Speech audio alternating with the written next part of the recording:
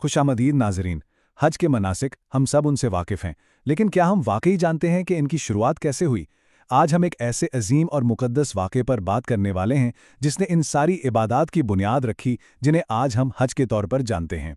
हम बराह रास्त मुस्तनद तारीख़ी और मजहबी रिवायात का जायज़ा लेंगे ताकि इस वाक़े को बिल्कुल उसी तरह समझ सकें जैसा ये पेश आया था। तो चलें तारीख़ के इन औराक को पलटते हैं और देखते हैं कि इन मुक़द्दस मनासिक की इब्तिदा कैसे हुई।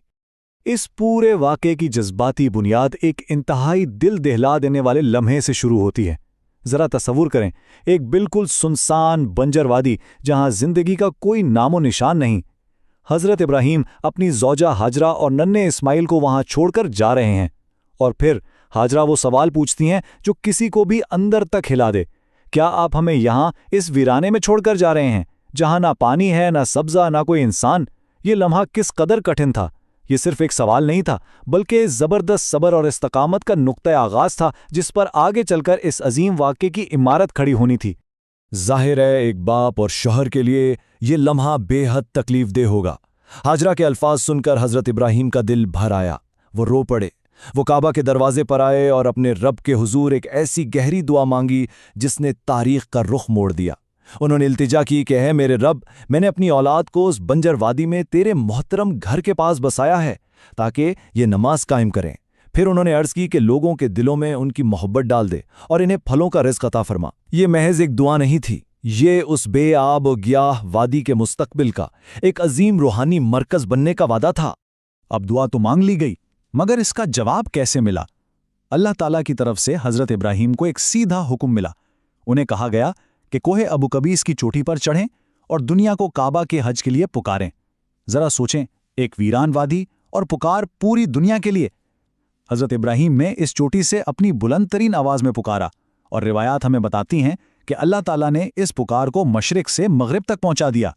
यहाँ तक कि उन रूहों ने भी इस पुकार को सुना जो अभी अपने बाप की पुश्तों या माँ के रहमों में थीं, और इसी लम्हे तमाम मखलूक़ात पर हज फ़र्ज़ कर दिया गया।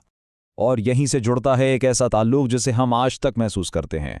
हम सब ने तलबिया सुना है, लब्बैक अल्लाहुम्मा लब्बैक। नाज़रीन, ये कोई आम वेर्द या महज एक नारा नहीं है। मुस्तनद ज़राए के मुताबिक ये मुक़द्दस निदा दरअसल हज़रत इब्राहीम की उसी पुकार का बिल्कुल सीधा और अब्दी जवाब है जो उन्होंने अबू कुबैस के पहाड़ से दी थी।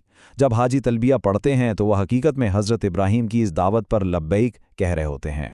लेकिन फिर सवाल पैदा होता है कि हज के ये मखसूस मनासिक अमली तौर पर कैसे सिखाए गए? इमाम जाफिर सादिक से मनकूल रिवायात के मुताबिक 8 ज़ुल्हज का दिन था, सूरज निस्फुन नहार से ढल रहा था, यानी ज़वाल का वक्त। तब हज़रत जिब्राइल अलैहिस्सलाम हज़रत इब्राहीम के पास तशरीफ़ लाए। उन्होंने पहला हुक्म ये दिया, ए इब्राहीम, अपने और अपने ख़ानदान के लिए पानी का इंतज़ाम कर लो, क्योंकि उस ज़माने में मक्का और अरफात के बीच पानी का कोई चश्मा मौजूद नहीं था। और बस यहीं से इस मुक़द्दस सफ़र और मनासिक की बाकायदा तरबियत का आगाज़ हुआ। इस सफ़र में एक मुकम्मल जोग्राफियाई और ज़मानी तरतीब मौजूद थी, कोई भी चीज़ बेतरतीब नहीं थी।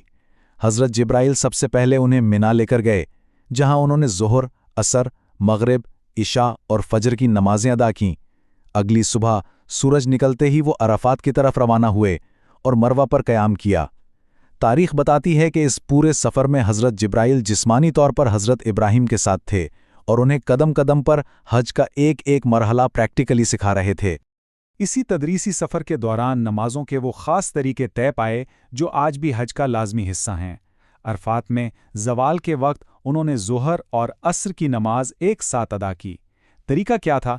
एक अज़ान, लेकिन 2 मुख्तलिफ इकामतें। फिर उन्हें एक खुली जगह खड़े होकर अपने गुनाहों की माफ़ी और मनासिक समझने का कहा गया। सूरज गुरूब होने तक वो वहीं रहे। इसके बाद मशरुल हराम पहुँचे और वहाँ भी मगरिब और इशा को मिलाकर पढ़ा, एक अज़ान और 2 इकामतों के साथ। ये सब मनासिक तो बाखूबी मुकम्मल हो गए थे।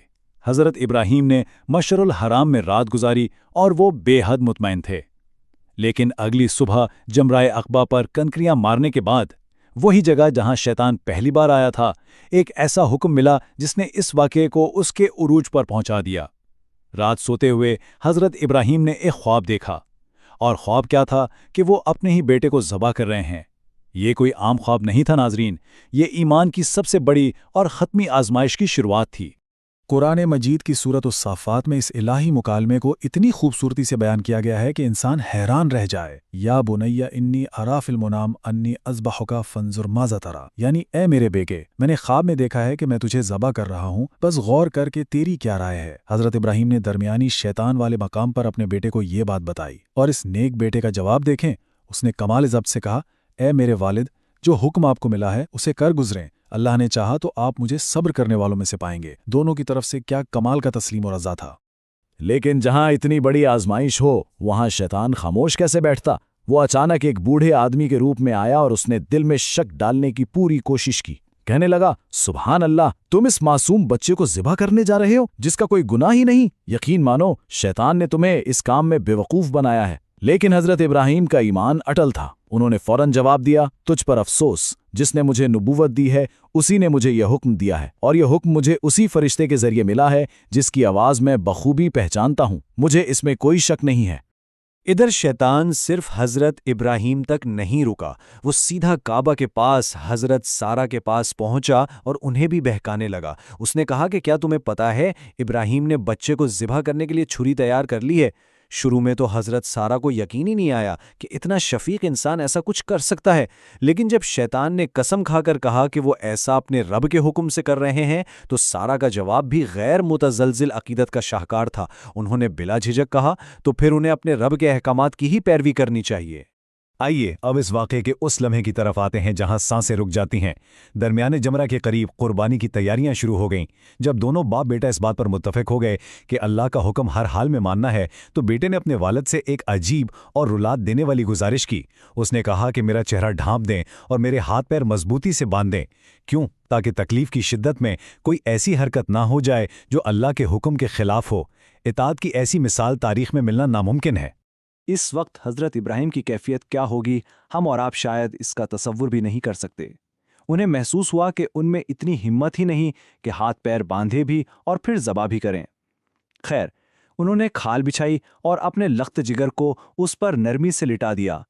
چھری کو گلے پر رکھا گیا، پھر حضرت ابراہیم نے اپنا چہرہ آسمان کی طرف اٹھایا اور اپنی پوری مکمل طاقت لگا کر چھری کو دبا دیا۔ ایک باپ جو اپنے خالق کے حکم کے آگے مکمل طور پر جھک چکا تھا۔ اور عین اسی پل ایک معجزہ ہوتا ہے۔ حضرت ابراہیم پوری قوت سے چھری چلاتے ہیں لیکن کٹتا کچھ نہیں۔ کیوں؟ کیونکہ حضرت جبرائیل نے عین وقت پر آ کر چھری کو اس طرح پلٹ دیا کہ اس کا بنا دھار والا حصہ گلے پر آ گیا اور گلا کٹنے سے بچ گیا۔ حضرت ابراہیم سمجھے شاید چھری پکڑنے میں غلطی ہو گئی ہے۔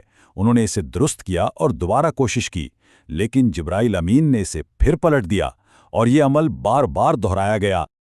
اب یہ بالکل واضح ہو چکا تھا کہ آزمائش مکمل ہو گئی ہے، الہی مداخلت ہو چکی تھی۔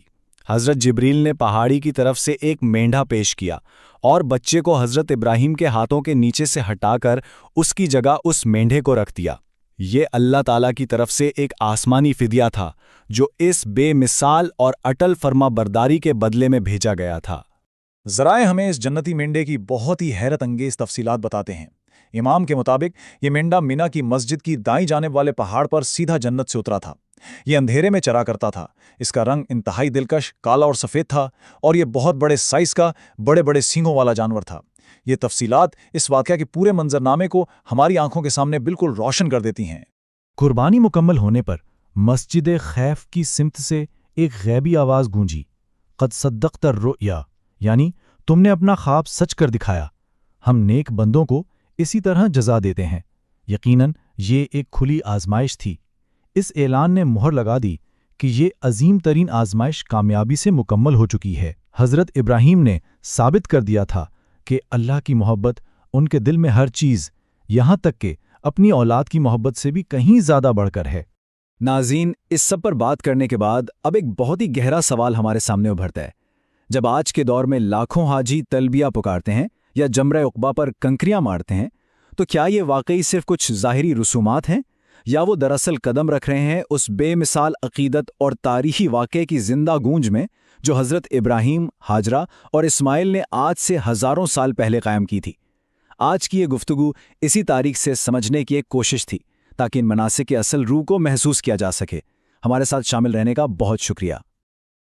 ایسے ہی اور واقعات دیکھنے کے لیے ہمارے چینل دی فیتھ آف امام آفیشیل کو سبسکرائب کریں۔